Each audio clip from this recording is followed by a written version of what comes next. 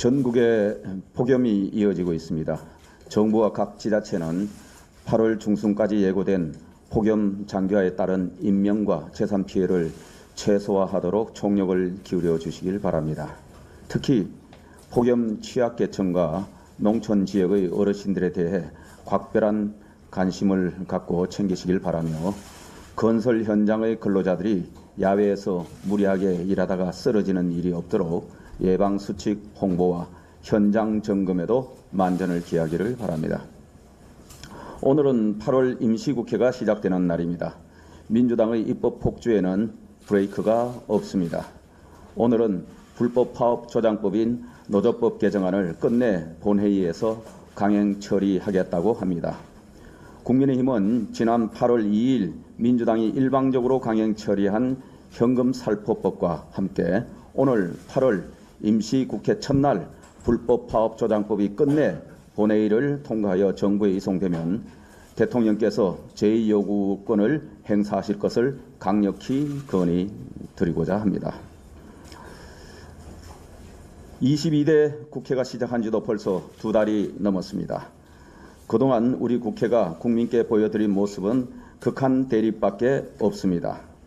지난 2달 동안 국회에서 발의된 탄핵안만 7건, 특검법은 9건이고 방송장악사법과 같은 반민생 법안들이 본회의에서 여야 합의 없이 일방 처리됐습니다. 여야 합의로 처리된 민생 법안은 제로였습니다. 국민청원도 그렇습니다.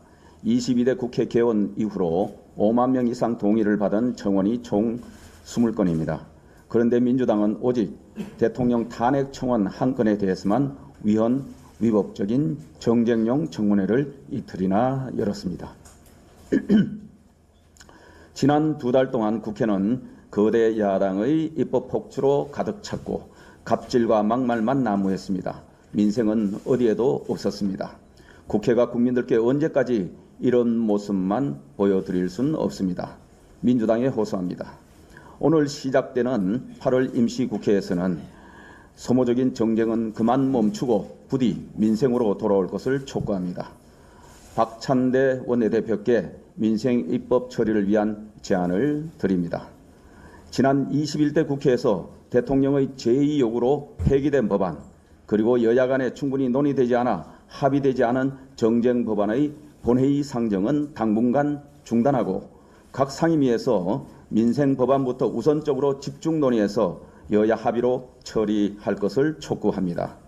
먼저 간호법, 인구전략기획부 신설법, 전세사기 피해지원 특별법, 화물표준운임제법, 국가기관전력망 확충 특별법, K-칩스법, 단말기 유통법, 고준위 특별법, 스토킹 교제 폭력 방지법 등과 같이 여야 간의 이견이 크지 않은 시급한 민생 경제 법안들에 대해 우선순위를 정해 8월 임시국회 안에 처리할 수 있도록 여야 협상에 즉시 착수할 것을 제안합니다.